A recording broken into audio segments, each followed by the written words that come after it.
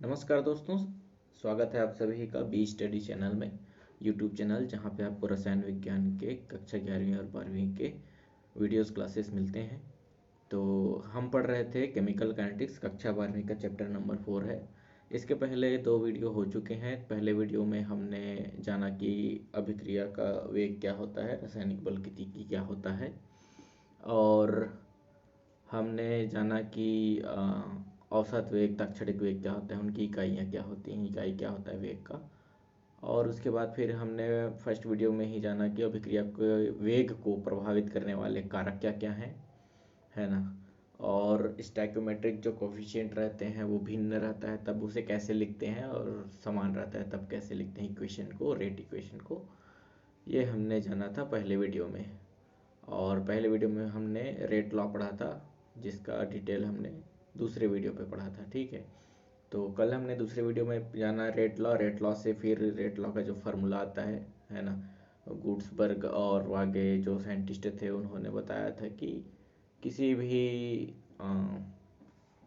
अभिक्रिया का जो वेग है वो उसकी सांद्रता पर निर्भर तो करता है, लेकिन उसकी सक्रिय मात्रा के गुणनफल के रूप में वेग जो है उसका समानुपाती रहता है ना। और उस पर जो स्टैक्योमेट्रिक कोफिशिएंट रहते हैं उसके वो वेग स्टैक्योमेट्रिक कोफिशिएंट जो जिन पर कहा जाना चाहिए कि जिन पर वेग जो है निर्भर करता है, वेग जो है जिस कोफिशिएंट पे निर्भर करता है उनका घातांक के रूप में उन्हें व्यक्त करते हैं, और वही फिर हमारा कोटि कहलाता है। तो ये कल की क्लास में हमने जाना था कि अभिक्रिया की कोटि क्या है। तो अणु या परमाणुओं की संख्या है जिन पर अभिक्रिया का वेग निर्भर करता है, तो वही अभिक्रिया की कोटि कहलाता है। अगर रेट व्यंजक जो देखें हम, वेग नियम जो देखें, वेग नियम का जो व्यंजक है उस पर जो घातांक रहते हैं उन घातांक का योग जो रहता है वही अभिक्रिया का कुल कोटि रहता है। और जिस सक्रिय मात्रा पे जिस अभिकारक या उत्पाद जिसके भी घातांक लगा है, एक ठोपे लगा है, तो उसके सापेक्ष अभिक्रिया का मान लो कि जैसे कि ये है, एक ले लेते हैं आर रेट है ना। रेट इक्वल टू के ऐसे करके ए पावर एक्स है और बी के पावर वाई है। तो इसके सापेक्ष एक्स है तो ये जितना वैल्यू रहेगा, ये जितना वैल्यू रहेगा तो इसके सापेक्ष अभिक्रिया की कोटि इतनी रहेगी, और इसके सापेक्ष अभिक्रिया की कोटि इतनी रहेगी। इन दोनों को मिला के कुल अभिक्रिया का कोटि आएगा, एक्स प्लस वाई करेंगे तब आएगा। ये हमने कल जाना था। ठीक है, और हमने कल की क्लास में ये भी जाना था कि अभिक्रिया का जो वेग स्थिरांक है, वेग स्थिरांक की इकाइयाँ जो हैं वो अलग अलग कोटि की अभिक्रियाओं के वेग स्थिरांक की इकाई अलग अलग आती है। क्योंकि अभिक्रिया का जो कोटि है, मान लीजिए अगर शून्य कोटि की अभिक्रिया हम लिखें तो शून्य कोटि की अभिक्रिया को लिख सकते हैं दर बराबर के और कोई रिएक्टेंट है ए उसके पावर में 0। तो ये जो के की वैल्यू है, इसका जो इकाई आएगा वो अलग अलग कोटि का अलग अलग इकाई आता है। कल हमने जाना था कि इस पे वेग स्थिरांक अगर शून्य कोटि का है तो शून्य कोटि के लिए क्या रहता है, शून्य कोटि के लिए मोल पर लीटर पर सेकेंड ही होता है, क्योंकि इसका मान देखा जाता है। तो ये जो इतना दर का जो इकाई रहेगा वही के का इकाई रहेगा। प्रथम कोटि की अभिक्रिया के लिए सेकेंड इनवर्स आता है। द्वितीय कोटि अभिक्रिया के लिए क्या आ जाएगा, mole inverse litre second inverse, इस प्रकार से द्वितीय कोटि के लिए। तृतीय कोटि के लिए mole power -2 litre inverse second inverse, इस प्रकार से आ जाता है। ठीक है, तो परीक्षा में बोर्ड परीक्षा जो होता है कक्षा 12वीं का, उसमें कई बार यहाँ से सवाल आता है कि प्रथम कोटि की अभिक्रिया के लिए इकाई क्या रहेगा, द्वितीय कोटि के लिए इकाई निर्धारण कीजिए, तृतीय कोटि के लिए इकाई क्या है रेट कांस्टेंट का। कहने का मतलब के की वैल्यू का उसका इकाई क्या रहता है। ये 2 नंबर 3 नंबर के सवाल में ये चीज़ें पूछी जाती हैं। ठीक है, पिछले 5 सालों के क्वेश्चन पेपर अगर पहले प्रीवियस ईयर क्वेश्चन अगर उठा के देखेंगे तो ऐसे सवाल बहुत सारे मिलते हैं जहाँ पे इस अभिक्रिया के कोटि का जो वेग स्थिरांक है, जीरो, प्रथम, द्वितीय, तृतीय, इनके वेग स्थिरांक के इकाइयों को पूछा जाता है। तो ये मोस्ट इम्पॉर्टेंट चीज़ है, ठीक है। और हमने कल क्या जाना था, अणु संख्यता जाना था, जिसपे हमने एलिमेंट्री अभिक्रिया यानी कि सरल अभिक्रिया जो एक पद में संपन्न होता है, एकल पद में जो संपन्न होता है वो, और रहता है जटिल अभिक्रिया, इसके बारे में जाना था, जो एक से अधिक पद में संपन्न होता है, 1 2 3 ऐसे स्टेप में पूर्ण होता है। इसमें जटिल में हमने जाना कि ये जितने जो पद होते हैं इसमें एक न एक ऐसा पद रहता है जो मंद रहता है, बाकी सभी अगर तीव्र अभिक्रिया रहेंगे तो एक कोई रहेगा मंद रहेगा, और वही रेट डिटरमाइनिंग स्टेप रहता है। जो मंद अभिक्रिया हुए बिना कोई भी जटिल अभिक्रिया पूर्ण नहीं होता है। कोई न कोई एक स्टेप जो है वो मंद अभिक्रिया रहेगा, वो धीरे से होगा, उसकी गति जो है वो धीरे रहेगी। तो उस धीरे गति की आणविकता ही जटिल अभिक्रिया की आणविकता कहलाती है, और उसी का हम वेग जो है वो निर्धारण, वही जो पद है वो वेग को निर्धारण करता है, ठीक है। तो इतना हम समझ गए थे पहले के क्लास में, 2 वीडियो में हमने ये सब चीज़ें जान लिया। इस यूनिट में ज़्यादा कुछ नहीं है, इसमें फिर अब जो इम्पोर्टेंट चीज़ है जहाँ से न्यूमेरिकल्स और अंकित प्रश्न बनते हैं और थोड़ा सा बड़ा क्वेश्चन आता है ना। बोर्ड एग्ज़ाम में तो उतना खास नहीं, लेकिन ये चीज़ें जो हैं कंपटीशन एग्ज़ाम के लिए बहुत ज़्यादा ज़रूरी हो जाता है ना। तो उन चीज़ों के बारे में आज डिस्कस करेंगे। 3 से 4 चीज़ बचे हैं, उसके बाद ये यूनिट जो है, जो कॉन्सेप्ट जितने हैं वो ख़त्म हो जाएंगे।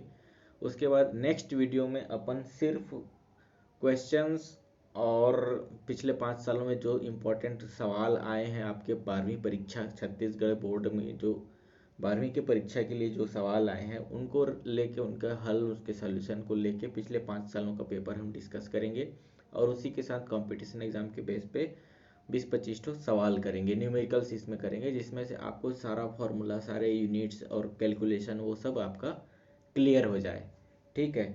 तो इतना हम करेंगे। आज अपन ये चैप्टर को ख़त्म करते हैं, हो पाएगा तो देखते हैं, है ना। अपना आज हमको पढ़ना है समाकलित वेग समीकरण पढ़ना है, प्रथम कोटि और शून्य कोटि का अर्धायु काल भी निकालना है, छद्म आभासी जो है जिसको आभास प्रथम कोटि की अभिक्रिया कहते हैं उसको भी जानना है, कोलेजन थ्योरी और आर्हीनियस इक्वेशन जो है, इतना चीज़ हमें पढ़ना है कक्षा 12वीं के सिलेबस के हिसाब से। इतने में ये चैप्टर ख़त्म हो जाएगा, ठीक है। तो चलिए आज के वीडियो में अपन चालू करते हैं अपना समाकलित वेग समीकरण, ठीक है।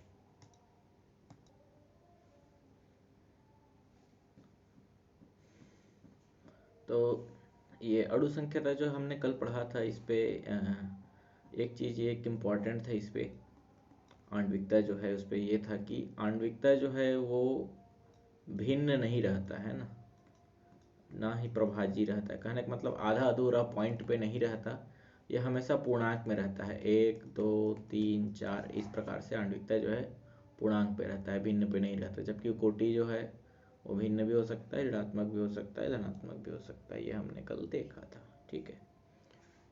और ये जो है तृतीय में यहाँ पे ये -2 रहेगा, है ना। ये इतने चीज़ें हैं इसके। तो चालू करते हैं अपना समाकलित वेग समीकरण, है ना। क्या पढ़ेंगे अपन, समाकलित वेग समीकरण। ऐसा क्यों, इसकी क्या ज़रूरत है भाई, समाकलित वेग समीकरण हमें पढ़ने की आवश्यकता क्यों। देखिए, किसी भी अभिक्रिया का जब हम वेग समीकरण लिखते हैं वो अवकल समीकरण रहता है। मान लीजिए कि हम ए से बी कोई जा रहा है, रिएक्शन हो रहा है, इसका हम अभिकारक के रूप में लिखेंगे तो क्या लिखेंगे, -D A divide by D T लिखेंगे, या फिर अगर डेल्टा करें तो डेल्टा बाई डेल्टा टी लिखेंगे ऐसा।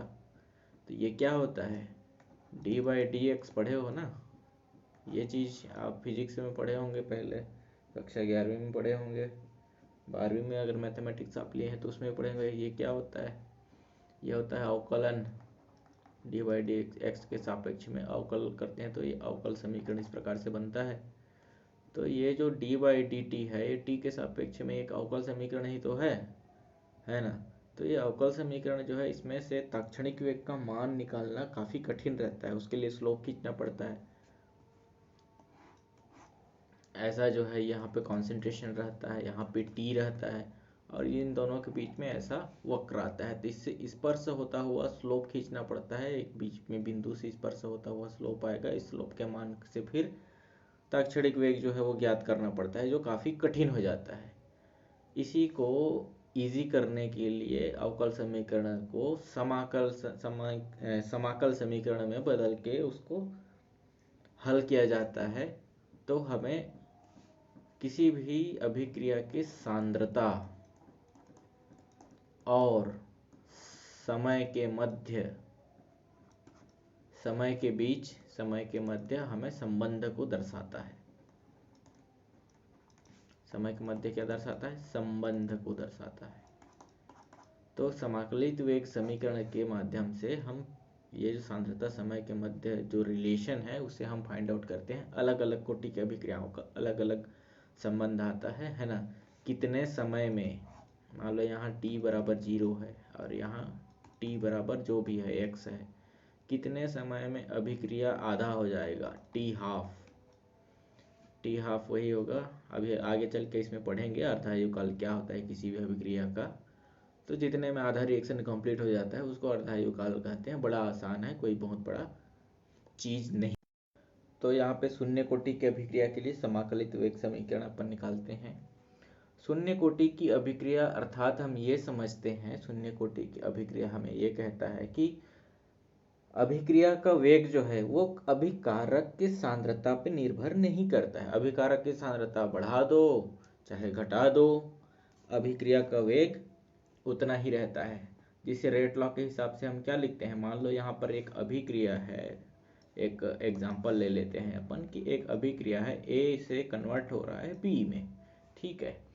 तो इसको कैसे लिख सकते हैं हम? माइनस dA, ए की सक्रिय मात्रा dA, इसका अवकल समीकरण जब लिखते हैं वेग नियम के हिसाब से, तो dA equal to rate constant K into A के पावर कितना रहेगा? 0, क्योंकि शून्य कोटि की अभिक्रिया है, ठीक है।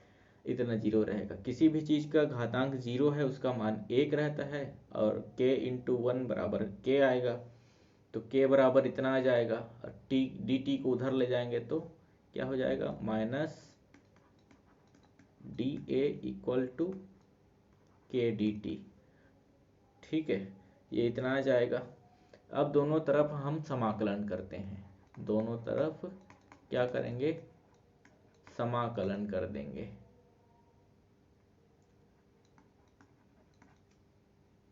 समाकलन t के सापेक्ष हो जाएगा, है ना। समाकलन बस लगाएंगे, यहाँ पर जिसके जो सापेक्ष है वैसा हो जाएगा, खाली हमको समाकलन लगाना है। तो ऐसा समाकलन माइनस dA, है ना, बराबर समाकलन K कांस्टेंट है बाहर आ जाएगा और dt हो जाएगा। किसी भी चीज़ का जैसे 2x का समाकलन होगा तो 2dx ऐसे होगा, तो x के सापेक्ष में होगा ना, तो उसका मान आता है समाकलन के नियम के हिसाब से 2x आता है, 2 टाइम x प्लस एक कांस्टेंट c आता है, ठीक है।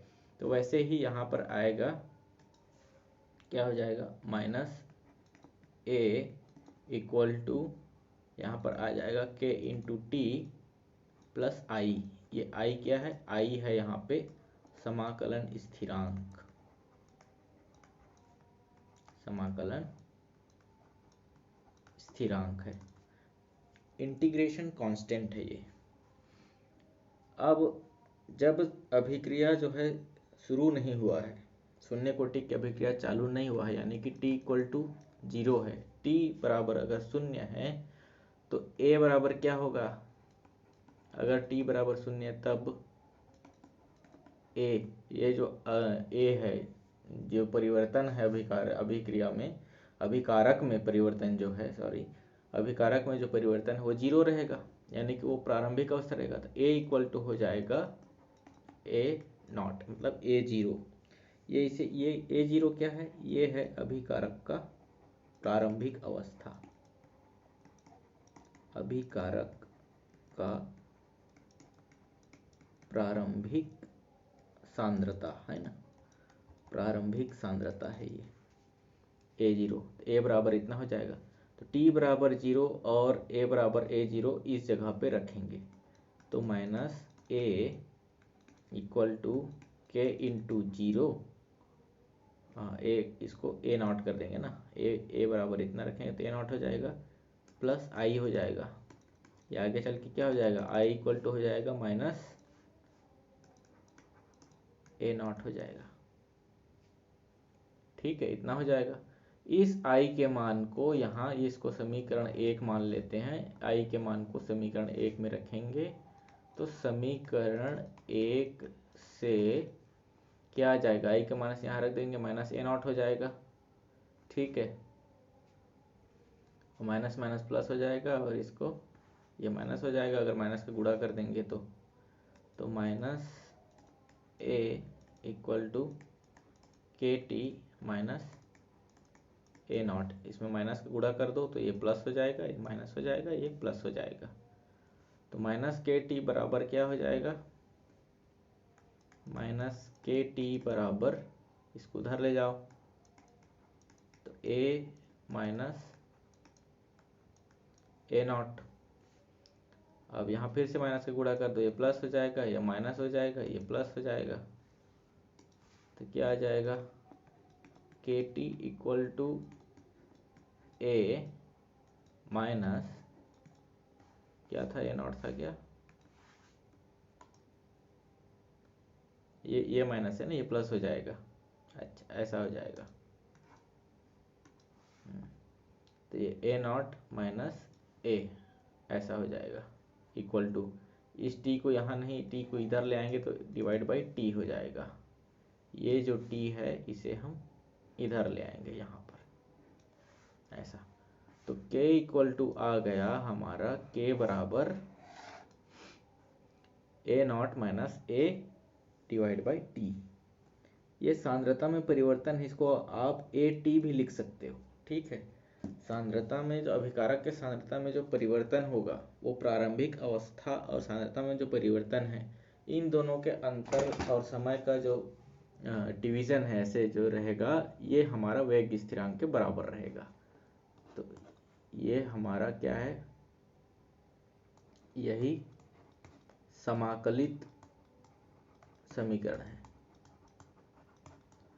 शून्य कोटि की अभिक्रिया के लिए। ठीक है, अब यहाँ पर शून्य कोटि की अभिक्रिया का जो समाकलित समीकरण हमें मिला है, इससे सवाल आता है कि हमें 2 से 3 चीज़ें दिया रहता है कि प्रारंभिक सांद्रता ये है, इतने समय पश्चात सांद्रता ये रह जाता है, तो वेग स्थिरांक क्या होगा, तब यहाँ पर रख देंगे तो वेग स्थिरांक का माना जाता है।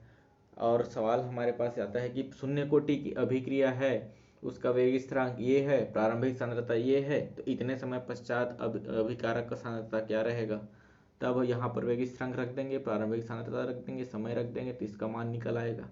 तो इस प्रकार से यहाँ से सवाल काफ़ी आते हैं, छत्तीसगढ़ बोर्ड में भी आते हैं, कंपटीशन एग्जाम में भी आते हैं। ठीक है, तो ये मोस्ट इम्पॉर्टेंट चीज़ है शून्य कोटि की अभिक्रिया के लिए, वेग स्थिरांक, समय और प्रारंभिक सांद्रता और समय पश्चात सांद्रता ज्ञात करने का फॉर्मूला।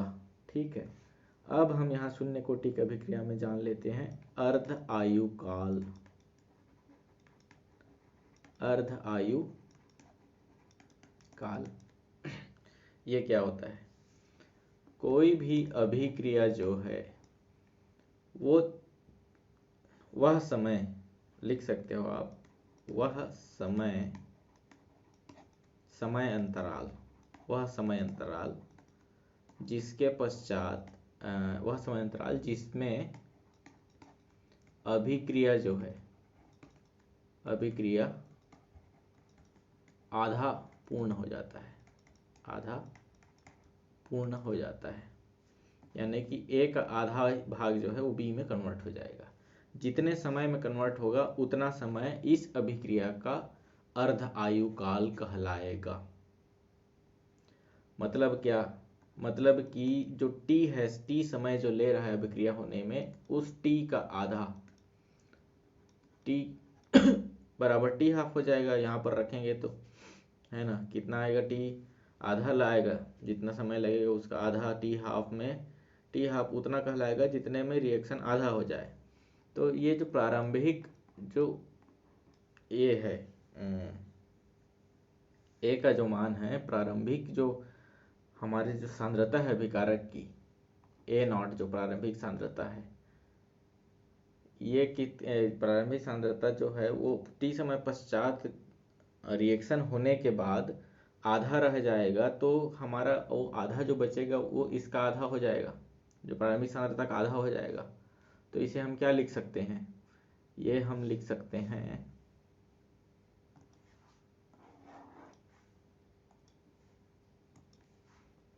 जो हमारा ए आएगा टी समय पश्चात, ए टी का जो मान रहेगा, ऐसा ए टी लिख सकते हैं। या फिर ये जो सांद्रता में परिवर्तन ए है, सांद्रता में परिवर्तन ए को लिख सकते हैं, ए बराबर हो जाएगा 1/2 ए नॉट हो जाएगा। ऐसा इन दोनों के मान को यहाँ पर रख देंगे तो क्या आएगा, इसका अर्धायुकाल के बराबर हो जाएगा, ए नॉट है तो ए नॉट का तो ए नॉट ही रहेगा, ऐसा माइनस, अब ए का मान जो यहाँ पे टी भी लिखे हैं, इस ए का मान क्या हो जाएगा, आधा हो जाएगा, इसका हाफ ए हो जाएगा, ऐसा।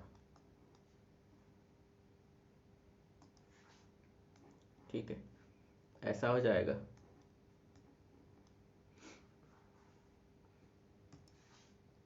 डिवाइड बाई टी जो है, टी का मान टी हाफ हो जाएगा, ऐसा। तो टी हाफ बराबर क्या आएगा, अर्ध आयुकाल, इसको इधर ले जाएंगे तो टी हाफ बराबर आएगा, अब ए जीरो है प्रारंभिक में, आधा घटा तो कितना बचेगा, आधा बचेगा, इसका आधा बचेगा, प्रारंभिक जो सांद्रता है उसका आधा बचेगा, आधा सांद्रता तो घट जाएगा, ऐसा घट जाएगा, तो आधा बचेगा, तो आधा को क्या लिखेंगे, 1/2 ए नॉट डिवाइड बाई क्या आ जाएगा, के को इधर लिख देंगे। इसी को सरल करके आगे लिखें, क्या है, टी हाफ बराबर 1/2 के और ये ए नॉट हो जाएगा, ऐसा। ठीक है, यानी कि ये हमारा अर्ध आयुकाल आ गया। ठीक है, यानी कि जो अर्ध आयुकाल है टी हाफ अनुक्रमानुपाती होता है 1/2 के। ठीक है, ऐसा लिख सकते हो। शून्य कोटि की अभिक्रिया की अर्ध आयुकाल टी हाफ जो है शून्य कोटि की अभिक्रिया का अभिकारक की प्रारंभिक सांद्रता के समानुपाती होता है। प्रारंभिक सांद्रता क्या है, ए नॉट है, ऐसा उसके समानुपाती होता है। ठीक है, इसके समानुपाती होता है। अगर प्रारंभिक सांद्रता ज़्यादा है तो टी हाफ भी ज़्यादा लगेगा, प्रारंभिक सांद्रता कम है तो टी हाफ भी कम रहेगा। ठीक है, ये हम चीज़ शून्य कोटि की अभिक्रिया में ये हमने जान लिया, ये हमने जो डेरिवेशन निकाला है इसके हिसाब से यही है। इस प्रकार के अर्ध आयु जो टी हाफ है और प्रारंभिक सांद्रता ए जीरो के मध्य संबंध हमें प्राप्त होता है ना, एक सीधी रेखा हमें प्राप्त होती है जो मूल बिंदु से होकर जाता है ना, मूल बिंदु से होकर जाके एक संबंध प्राप्त होता है, ऐसा। अगर यहाँ पर टी हाफ ले लो और यहाँ पर ले लो आप प्रारंभिक सांद्रता ए जीरो, ऐसा, तो ये सीधा ऐसे हमें ग्राफ प्राप्त होता है जिसे स्लोप कहते हैं, ढाल। स्लोप रहेगा 1/2 के, यही जो है यही स्लोप है 1/2 के। ठीक है, इसे ही शून्य कोटि की अभिक्रिया का ढाल कहा जाता है इसी को। ठीक है, तो आपसे पूछेगा, सवाल आएगा कि शून्य कोटि की अभिक्रिया में अर्ध आयुकाल ज्ञात कीजिए।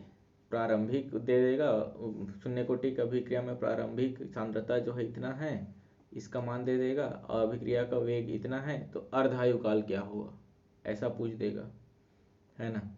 या फिर पूछ देगा कि मान लीजिए कि 5 मोल अभिकारक है, उसको आधा अभिक्रिया पूर्ण होने में इतना समय लगता है, तो के का मान क्या है, ऐसा भी पूछ देगा। 5 मोल है वो 5 मिनट में आधा पूरा होता है, तो वेग स्थिरांक ए का मान क्या होगा, ऐसा पूछ देगा। तब ये सब चीज़ें उस समय पे काम आती हैं, है ना। तो हमने क्या निकाल लिया, हमने निकाल लिया कि समाकलित वेग समीकरण जो है शून्य कोटि के लिए, तो के इक्वल टू हमारा आ जाता है प्रारंभिक, ये चीज़ याद रखना है ना, प्रारंभिक सांद्रता माइनस सांद्रता में परिवर्तन बटे टी, है ना। ये है हमारा समाकलित वेग समीकरण, और टी हाफ जो है वो ये है। तो ये दोनों चीज़ याद रखना, यहाँ कंफ्यूज नहीं होना, इसको इधर नहीं कर देना। प्रारंभिक माइनस सांद्रता में परिवर्तन बटे टी, ये इस प्रकार से इसका व्यंजक हमें प्राप्त हो जाता है। ठीक है, इससे जुड़ा हुआ हम सवाल भी करेंगे, तो हमें और ये चीज़ें याद, सवाल करोगे तो ये चीज़ें याद हो जाती हैं। ठीक है, अब हम देखते हैं प्रथम कोटि की अभिक्रिया के लिए समाकलित वेग समीकरण निकालें। प्रथम कोटि अभिक्रिया के लिए समाकलित वेग समीकरण अपन निकालते हैं। ठीक है, कोई अभिक्रिया है ए से बी में जा रहा है ना।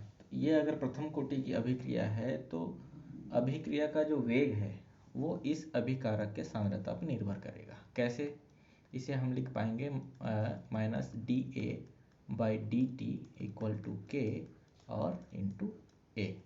एक एक हाथ एक रहता है, यानी कि यहाँ पर कुछ ना लिखेंगे तो एक हाथ में ए ही है, एक ही है। ठीक है, तो इस सांद्रता पे इसका जो वेग है वो निर्भर करता है, और एक ही अभिकारक के सांद्रता पर निर्भर करता है ना। अभी हम छद्म या आभासी प्रथम कोटि की अभिक्रिया पढ़ेंगे तो वहाँ पे और क्लियर हो जाएगा थोड़ा सा, कि प्रथम कोटि की अभिक्रिया एक ही अभिकारक पे निर्भर करेगा। यानी कि यहाँ पर ऐसा 2a मिल के अगर b बनाए तो इसका भी वेग समीकरण ऐसा ही आएगा, है ना। यहाँ पे a स्क्वायर नहीं होगा, तो ये a स्क्वायर लिख देंगे तो द्वितीय कोटि हो जाएगा, तो ऐसा नहीं रहता। तो इसी में हमारा एक छद्म या आभासी की कोटि, प्रथम कोटि की अभिक्रिया आता है, उसे इसके बाद हम पढ़ेंगे। ठीक है, तो प्रथम कोटि की अभिक्रिया में ऐसा हमारे पास आता है वेग समीकरण। तो इसमें क्या है कि हम यहाँ पर ये मानते हैं कि प्रारंभिक जो सांद्रता है हमारा अभिकारक का, उसे हम मानते हैं ए है, प्रारंभिक सांद्रता ए है, और बी का प्रारंभिक सांद्रता क्या रहता है, शून्य रहता है, 0।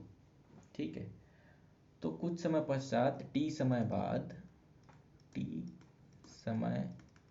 बाद बी जो है एक्स मात्रा जो है ए अभिकारक का, वो बी में कन्वर्ट हो जाता है, तो बी की मात्रा एक्स हो जाती है, ए का मात्रा हो जाता है ए माइनस एक्स हो जाता है। ठीक है, ऐसा हम मान रहे हैं। शून्य कोटि की अभिक्रिया में हमने प्रारंभिक सांद्रता को बस ऐसे ए नॉट लिया था, और टी समय बाद के सांद्रता को ऐसे ए लिया था, है ना। ऐसा करके वहाँ बनाए थे, कन्फ्यूजन ना हो, है ना। ये ए जीरो और ये ए जो है ये दोनों एक ही है ना। हम बस टर्मिनोलॉजी अलग ले रहे हैं, ताकि प्रथम कोटि की अभिक्रियाओं का जो ये व्यंजक है और शून्य कोटि की अभिक्रिया का जो व्यंजक है, 12th क्लास में यही दोनों का ही दिया है, तो द्वितीय कोटि का नहीं दिया है। तो इन दोनों के लिए हम जब डेरिवेशन निकालते हैं तो इनमें कन्फ्यूजन ना हो, है ना, बिल्कुल भी कन्फ्यूजन ना हो, वही चीज़ याद रहे क्लियर, इसलिए हम यहाँ पे टर्मिनोलॉजी जो है वो अलग यूज़ कर रहे हैं। ठीक है, तो ये प्रारंभिक सांद्रता ए हो गया, और ये टी समय पश्चात ए माइनस एक्स हो गया। ठीक है, तो अगर हम क्या करेंगे, ए माइनस एक्स है तो ये क्या है, ये चीज़ है, ए माइनस एक्स यहाँ पर लिखेंगे, तो इसका वेग समीकरण लिखें इस टर्म में, है ना। तो क्या होगा, वेग समीकरण minus D A by D T equal to हो जाएगा के इंटू ए माइनस एक्स। ठीक है, इसको सांद्रता मान रहे हैं हम, ये सक्रिय मात्रा है, तो अलग से ऐसे ब्रैकेट में लिखने की ज़रूरत नहीं है ऐसा।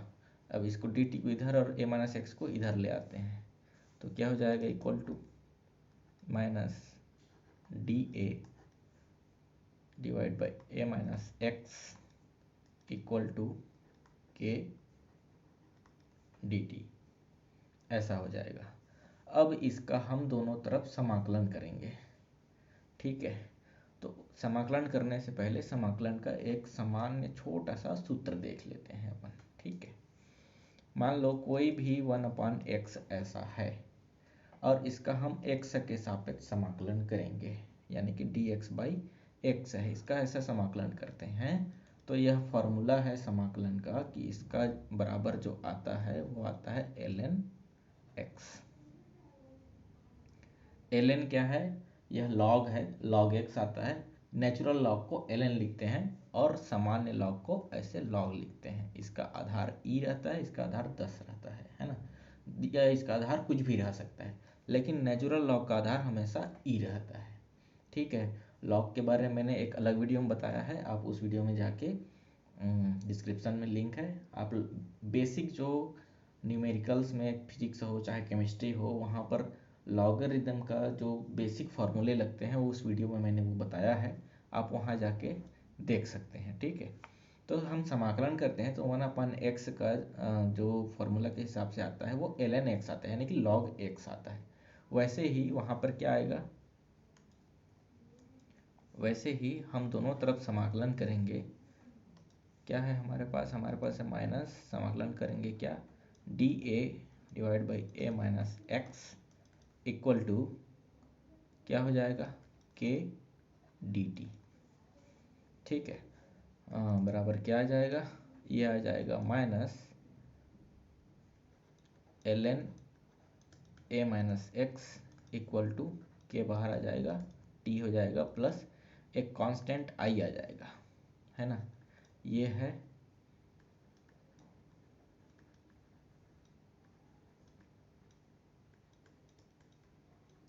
समाकलन स्थिरांक। ठीक है, ये क्या है, समाकलन स्थिरांक है आई। जब कुछ नहीं रहता और टी के सापेक्ष कर रहे हैं, के कांस्टेंट है वो बाहर आ जाएगा, ये बाहर आ गया यहाँ, और वहाँ कुछ नहीं है तो उसका वैल्यू टी आता है, लेकिन साथ में कांस्टेंट आता है। तो ये हमारा समाकलन करने पे ये आंसर आया। ठीक है, अब इसमें हम मानते हैं कि अगर अभिक्रिया शुरू नहीं हुआ है ना, यदि t इक्वल टू 0 है तो t इक्वल टू 0 है तो x इक्वल टू 0, x बना ही नहीं है, ख़त्म ही नहीं हुआ है, तो ये मान हम यहाँ पर रखेंगे तो क्या आएगा, माइनस ln x 0 हो जाएगा तो ln a equal to t इक्वल टू 0 रखेंगे तो k इंटू 0 हो जाएगा, तो k इंटू 0 प्लस आई, ये क्या आ जाएगा, ये आ जाएगा i equal to minus ln a। इसे हम समीकरण नंबर 1 मानते हैं और इस i के मान को वापस यहाँ पर रखते हैं। ठीक है, तो समीकरण 1 से क्या होगा, i के मान को रख देंगे यहाँ पर समीकरण 1 में, minus ln a minus X equal to K T minus ln a। इसे हम सॉल्व करते हैं, अब यह आ जाएगा ln a minus ln a minus X equal to K T, ऐसा आ जाएगा। ठीक है, अब log का यहाँ पर फॉर्मूला लगेगा। log का एक फॉर्मूला होता है, क्या होता है log का फॉर्मूला, अगर ln ऐसा log m इंटू एन है, एक मिनट ना, हाँ ये इसको जान लीजिए, m इंटू एन है तो वो हो जाता है log m plus log n, ऐसा हो जाता है। ठीक है, तो ये तो यहाँ पे फॉलो नहीं होगा, तो एक दूसरा फॉर्मूला रहता है ln m by n equal to होता है ln m प्लस माइनस रहता है यहाँ पे माइनस ln n ऐसा रहता है। तो ये है ln a minus ln a minus x, तो इसे हम क्या लिख पाएंगे, इसे हम लिख देंगे m बाई n, यानी कि a अपॉन ऐसा हो जाएगा, है ना, तो वो हम लिख लेते हैं, तो ये हो जाएगा ln a divide by a minus x, ऐसा। ठीक है, ये ऐसा हो जाएगा इक्वल टू के टी, तो k इक्वल टू क्या आ जाएगा, k इक्वल टू आ जाएगा, t को इधर ले आएंगे तो 1/t और ln a by a minus x, ऐसा आ जाएगा। अब log का ही एक फॉर्मूला है ना, जब ln नेचुरल log है ना, ये नेचुरल जो log है ln, ठीक है, ये ln नेचुरल log है, इसे जब हम ln a को अगर हम बदलेंगे सामान्य लॉग में तो ये log a होगा, लेकिन इंटू हो जाएगा 2.303। यह फॉर्मूला है ना। नेचुरल लॉग को सामान्य लॉग में बदलने के लिए उसमें गुणा होता है 2.303, और सामान्य लॉग को नेचुरल लॉग में बदलने के लिए उसमें डिवाइड होगा, ये इधर चला जाएगा, डिवाइड 2.303 होता है। ठीक है, यहाँ पे गुणा होगा तो लिख लेते हैं उसको हम, k इक्वल टू हो जाएगा 2.303 डिवाइड बाई टी, और यहाँ हो जाएगा log a by a minus x. ये प्रारंभिक सांद्रता है, ये t समय बाद बचा हुआ सांद्रता है, ये समय t है, और ये वेग स्थिरांक k है। ये हमारा आ गया डेरिवेशन प्रथम कोटि की अभिक्रिया का समाकलित वेग समीकरण। अब इसके माध्यम से हम निकाल लेंगे प्रथम कोटि की अभिक्रिया है, उसमें अगर प्रारंभिक सांद्रता इतना है, t समय पश्चात इतना बच जाता है, तो वेग स्थिरांक क्या होगा, ऐसा सवाल आएगा, तब वेग स्थिरांक का मान निकाल लेंगे। और इसमें सवाल आएगा कि ये पूछता है कि वेग स्थिरांक इतना है, प्रथम कोटि की अभिक्रिया है, प्रारंभिक सांद्रता ये है, तो इतने समय पश्चात कितना बचेगा, तो हम a माइनस एक्स का मान निकालना रहेगा, वो निकाल लेंगे। इसके लिए लॉग के कुछ वैल्यू 1 से लेकर 10 तक लॉग के वैल्यू आप याद रख लिए रहेंगे तो आपको आसानी होगा, है ना। वो चीज़ मैंने एक वीडियो में बताया है, आप वहाँ जाके डिस्क्रिप्शन में है, लॉग के बारे में आप देख लीजिए, तो आपको बहुत हेल्प वहाँ से हो जाएगा। ये हमारा आ गया प्रथम कोटि की अभिक्रिया के लिए व्यंजक। अब इसमें हम निकालेंगे प्रथम कोटि की अभिक्रिया का अर्ध आयु काल। ठीक है, एक सवाल बहुत बार पूछा जाता है बोर्ड क्लास में भी, पिछले 5 वर्षों का अगर हम अनसॉल्व पेपर या फिर प्रीवियस ईयर क्वेश्चन जो उठाएं तो उसमें हमें मिलता है कि सिद्ध कीजिए कि प्रथम कोटि की अभिक्रिया का अर्ध आयु काल अभिकारक के सांद्रता पर निर्भर नहीं करता, ऐसा सवाल आता है। तब हमें ये जो है इससे अर्ध आयु काल हम निकाल के बताते हैं, और बोलते हैं कि अभिकारक वहाँ पर नहीं रहता है, तो अभिकारक की सांद्रता पर निर्भर नहीं करेगा। वो कैसे होगा देखते हैं, निकाल लेते हैं अपन अर्ध आयु काल किसका, प्रथम कोटि का, है ना।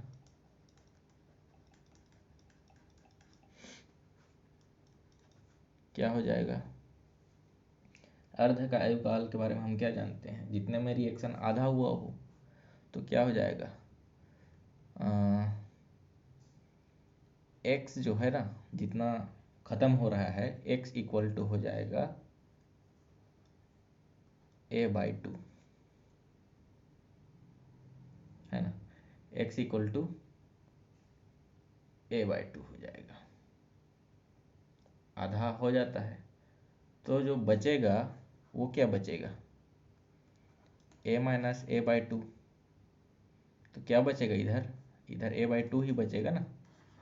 हमारे पास क्या आएगा, a minus X equal to a/2 आएगा, x का वैल्यू a/2 है, तो a में से आधा घटाएंगे तो आधा बच जाएगा, तो a/2 बचेगा पॉजिटिव में, है ना। तो वही चीज़ हम जो समाकलित वेग समीकरण का प्रथम कोटि का जो व्यंजक निकला उस पर ये मान रख देंगे, ये मान रख देंगे तो आ जाएगा हमारा।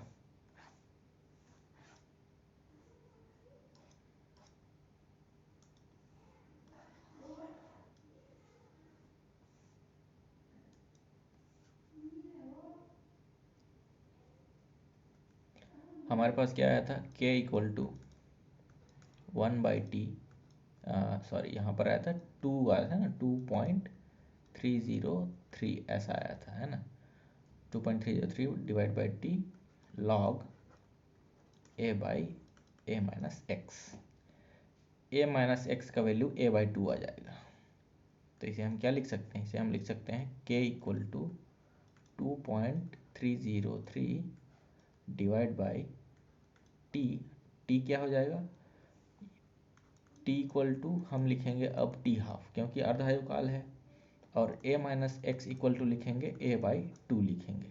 ठीक है, ये चीज़ें लिखेंगे, तो t½ log a divide by a/2।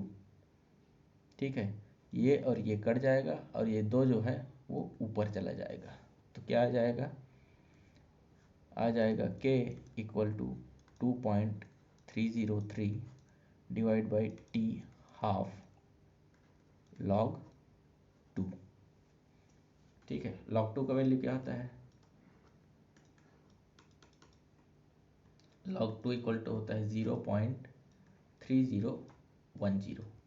इतना वैल्यू यहाँ पर रखेंगे, वो इससे गुणा कर देंगे और टी को यहाँ के को इधर ले लेते हैं, तो T half equal to 2.303 into ये गुणा कर देंगे 0.3010 divide by K. T half equal to, इसको सॉल्यूशन करेंगे कितना आएगा? 3 दूने 6, 3 तिया 9, तो 0.693 डिवाइड बाई के। ये हमारा टी हाफ हो गया। ये आ गया हमारा टी हाफ, अर्ध आयुकाल। यहाँ पर देखिए स्पष्ट है, यहाँ पर है ना, स्पष्ट है कि प्रथम कोटि अभिक्रिया, प्रथम कोटि की अभिक्रिया का अर्ध आयुकाल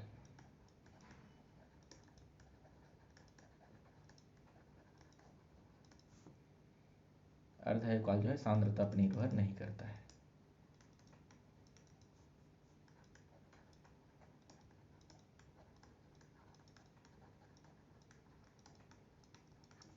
नहीं करता है। यहाँ पर कोई ए दिख रहा है, प्रारंभिक सांद्रता, अंतिम सांद्रता, कुछ भी दिख रहा है? नहीं है। यहाँ पे सिर्फ के है, टी हाफ है और ये वैल्यू है। तो ऐसा सवाल आता है तो ये चीज़ निकाल के लिख देना है कि स्पष्ट है यहाँ पर ऐसा है, अभिकारक ये सांद्रता पर निर्भर नहीं करता है। ठीक है, तो ये अर्ध आयुकाल हो गया। अब हम देखेंगे आभासी प्रथम कोटि अभिक्रिया क्या होता है। ठीक है, आभासी या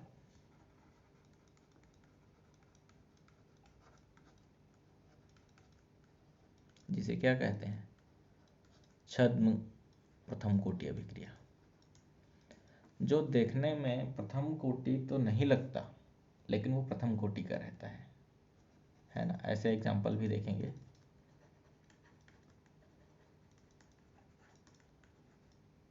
अभिक्रिया क्या होती है? अभिक्रिया, ठीक है। तो आभासी या छद्म प्रथम कोटि की अभिक्रिया उसे कहते हैं, वह अभिक्रिया जिसमें जिसकी अणु संख्यता जो है वो एक से अधिक हो, उसके मॉलिक्युलरिटी जो है एक से ज़्यादा होता है, लेकिन अभिक्रिया की कोटि एक रहती है, उसे आभासी या छद्म प्रथम कोटि की अभिक्रिया कहते हैं। और ऐसे अभिक्रिया दो अभिकारक में से एक अभिकारक विलायक रहता है ना। दो में से एक ही अभिकारक पे सांद्रता निर्भर करेगा, एक अभिकारक पे नहीं करेगा। वो अक्सर क्या रहता है, विलायक रहता है। विलायक के अधिक कीमत होता है, अभिकारक के वो बहुत ज़्यादा रहता है, विलायक के टाइप रहता है, और उसमें अभिक्रिया जो है वो होता है जिसकी सांद्रता बहुत कम होती है ना। इसको नगण्य माना जाता है, उतना तो नहीं होता है। क्या बोलते हैं, सांद्रता जो है, अभी विलायक जो है उसका सांद्रता नगण्य के बराबर रहता है, उतना कम रहता है। ठीक है, तो सब सांद्रता में परिवर्तन अभिक्रिया के वेग पर कोई प्रभाव नहीं डालता है। कौन सा? जो विलायक टाइप का रहता है। ठीक है, तो लिख सकते हैं वह अभिक्रिया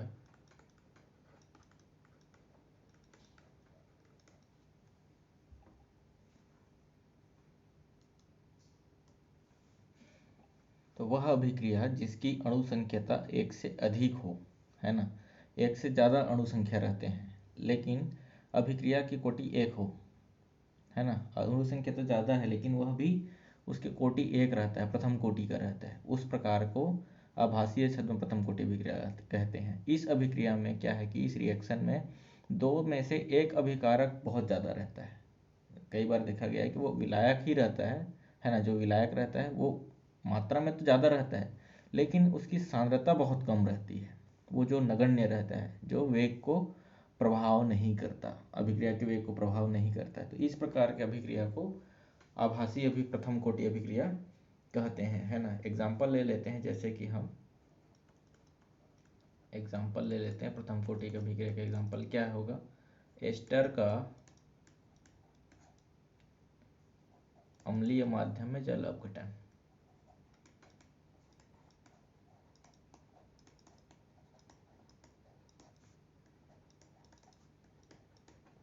जल अपघटन कराएंगे यानी कि वाटर के साथ क्रिया। तो मान लो यहाँ पर है CH3COO C2H5, ठीक है, ये एथिल एसीटेट है और इस एस्टर का हम H2O के साथ पानी के साथ क्रिया कराएंगे। तो इसका जो कॉन्सेंट्रेशन है वो एकदम नहीं के बराबर रहता है, नगण्य, और ये जो है इसका मात्रा ज़्यादा रहता है। तो अभिक्रिया का वेग जो है वो इसी की सांद्रता पे निर्भर करेगा, है ना। यहाँ H+ जो है यहाँ आप घटन कर रहे हैं तो H+ से होता है क्रिया, और CH3COO क्या आ जाएगा, H आ जाएगा, H+ जाएगा H, और क्या आ जाएगा प्लस C2H5OH, ऐसा बन जाएगा, ठीक है, अल्कोहल बन जाएगा। तो ये जो है इस अभिक्रिया में अभिकारक के 2 मोल तो भाग ले रहे हैं, 1 मोल ये और 1 मोल ये भाग ले रहे हैं, लेकिन जल की सांद्रता बहुत कम है, उसकी सांद्रता में परिवर्तन नहीं होता है, अतः वेग जो है केवल 1 मोल एस्टर पर ही निर्भर करता है, इसलिए इसे आभासी या छद्मकोटि, अंग्रेजी में इसे शीडो यूनिमोलिकुलर रिएक्शन कहते हैं, ठीक है। तो ये हो गया हमारा आभासी प्रथम कोटि अभिक्रिया, है ना। और इसके बाद हम पढ़ेंगे, हमारा जो बच गया है इस चैप्टर में और क्या क्या बच गया है, इसमें हम देखेंगे तापमान गुणांक, ये भी इम्पोर्टेंट है, पूछा जाता है सवाल, है ना, तापमान गुणांक क्या होता है। तो तापमान गुणांक देखेंगे, उसके बाद फिर हमारा तापमान गुणांक ये बचा है एक, तो फिर बचा है हमारा संघट्ट सिद्धांत, है ना, संघट्ट सिद्धांत, कोलेजन थ्योरी जिसे कहते हैं, जो गैस मॉलिक्यूल के लिए लागू होता है और किस प्रकार का होता है, उसके जो मुख्य बातें हैं वो देखेंगे। 12वीं कक्षा में तो यह सिर्फ थोड़ा सा इंट्रो टाइप का ही है, लेकिन इसे हम थोड़ा डिटेल में भी जानने की कोशिश करेंगे। इसके बाद आएगा हमारा आर्हेनियस समीकरण, है ना, एक्टिवेशन एनर्जी और जो ये है देहली ऊर्जा और सक्रिय ऊर्जा, इसके बारे में जानेंगे। देहली ऊर्जा और क्या रहेगा, सक्रिय ऊर्जा, एक्टिवेशन एनर्जी, है ना, इसके बारे में पहले इसके बारे में जानेंगे, फिर उसके बाद में संघट्ट सिद्धांत और आर्हेनियस समीकरण करेंगे। इतने में हमारा ये चैप्टर जो है ये ख़त्म हो जाएगा, और उसके बाद कल ही इसके के साथ में प्रथम कोटि की अभिक्रिया और शून्य कोटि की अभिक्रिया, जो हमने अर्ध आयु काल और जो समाकलित एक समीकरण निकाले हैं, उनसे 1-2 सवाल करेंगे, जिसमें वो फार्मूला जो है वो याद हो जाए और सवाल कैसे करते हैं वो भी हमें पता चल जाए। उसके बाद इन तीनों को करके 4 वीडियो में ये चैप्टर ख़त्म हो जाएगा। 5वें वीडियो में हम बात करेंगे, जो 5वां रहेगा हमारा 5वां वीडियो रहेगा, उसमें हम बात करेंगे पिछले 5 वर्षों का, पिछले 5 वर्षों का प्रश्न देखेंगे, क्या प्रश्न इस चैप्टर से आए हैं हमारे एग्ज़ाम में, और उनका सॉल्यूशन भी देखेंगे, और उसके अलावा बहुत सारे करेंगे अंकिक प्रश्न करेंगे, ठीक है।